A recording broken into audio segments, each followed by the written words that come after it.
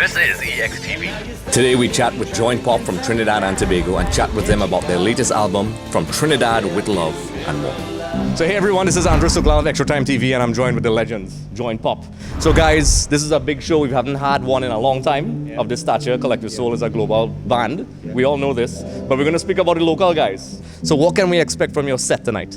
Well, we're just getting ready. We're the first band on, so we have our stuff prepared. I mean, we have 8 albums out. So picture trying to pick 6 or 7 songs from 80, you know, so...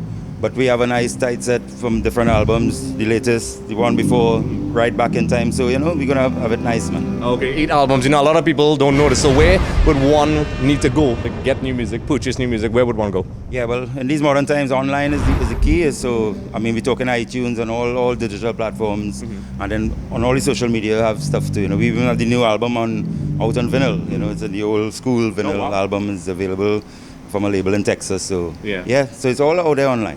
Nice, interesting touch. So, you know, I mean, I wasn't going to ask you this, but what was the reasoning behind having the old school touch, having the vinyl? Well, we were approached by this guy in Texas, and he have a vinyl label, and he asked us, and I said, look, we work out a deal with him, and like, yeah, sure, man, let's do it. And so, and I mean, that's the format that is actually selling physically now, you know, so it's good, yeah. Okay, so you all have a very unique style, just like all the other bands here.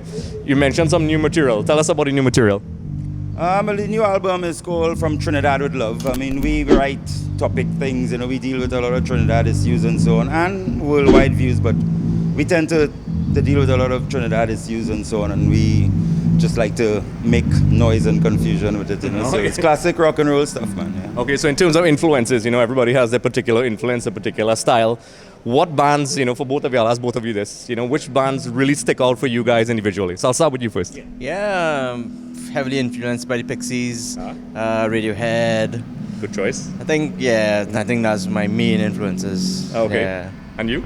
Yeah, likewise. I mean, everybody in the band have their tastes and so on, and I guess all that comes together. But I'm into the Clash and Bob Dylan and the Stones and the Sex Pistols and classic stuff. Yeah, that's my thing, man. Okay, yeah. so you know, oftentimes you know people speak about different styles. How would you define your style? What would you say? This is what Jointpop is, in your words.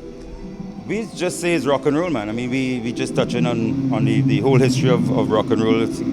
One could sound like an Elvis, one could sound like a Bob Dylan, one could sound like a Clash song. We just dealing with proper rock and roll influences, you know. So we asked everybody this, we asked all the other bands this. When you speak about Trinidad and Tobago, we even did that in one of our previous videos. The first thing that rolls off its song is like soca music, you know, even parang and you know other things, reggae, dancehall, things like that. Rock and roll is not the first thing that comes to mind. There was a rock scene. We were in the younger times, not too long ago.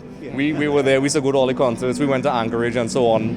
In comparison from then to now, what do you think? Is the rock scene still alive and well? Well, I mean, we have to face facts. It's Trinidad and Tobago, and it is an underground thing. Yeah. And you just keep plugging the underground, and I don't think that much can change. You could just keep trying to make sure the product and the work is of a good standard, and the people just keep coming to that. But it is an underground thing, you know. Yeah. So I face facts. Yeah, I face facts. And the thing is, you know, we've been to a lot of concerts a couple of years ago, several years ago, Dolores from Cranberries came. And, you know, the turnouts are still, despite what is being said, the turnouts for these sort of concerts, it's pretty good. Yeah. You know, they are successful events. And a lot of people, you know, we work in media. And oftentimes, you know, I'd have conversations with other people who, you know, generally, obviously, soca and carnival and so on is our main thing. Yeah. And I would have arguments saying, you know, yeah, but if you have a concert, people will come. You know, if you have a band. So with that being said, the rock scene, it's alive and well. When it was in the 90s, it went from cassettes to CDs. The burden of getting your music out there was very difficult. In a lot of ways, you all at the mercy of the machine, where you had to depend, hope traditional media grabs on. Now with social media, and in a lot of ways, the control is within the artists. You can now create your own content, distribute how you see fit, have people like EXTV around to do those things. What do you think? You think that is a new vessel now that could probably, you know, thrust you guys into a new stratosphere, so to speak?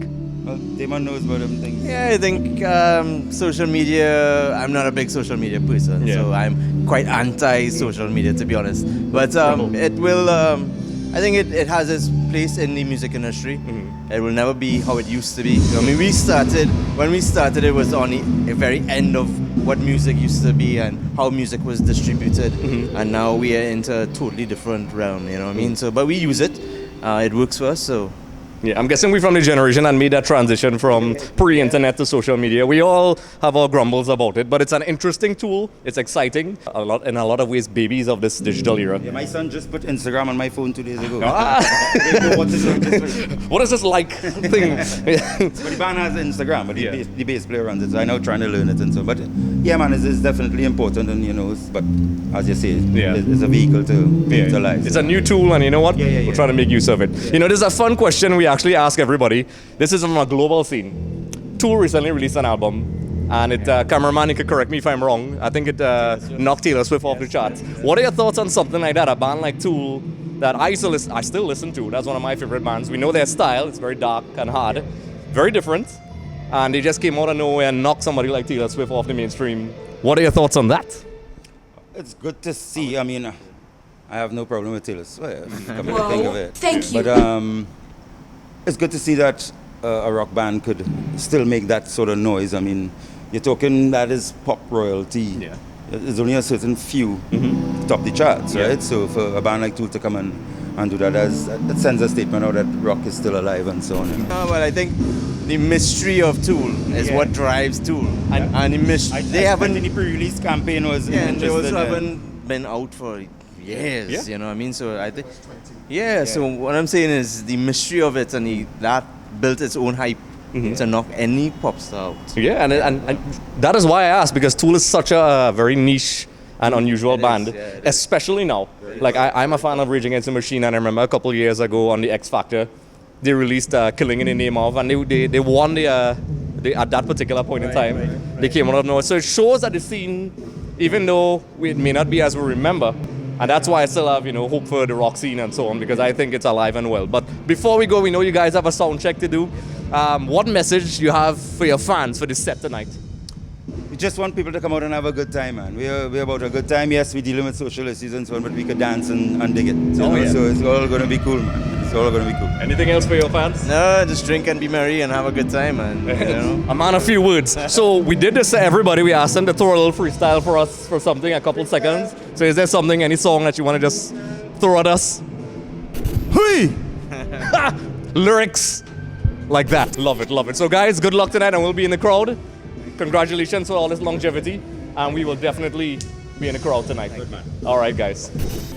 Be sure to check out Jointpop's album From Trinidad With Love, available on iTunes in the description below. Also, don't forget to like and subscribe.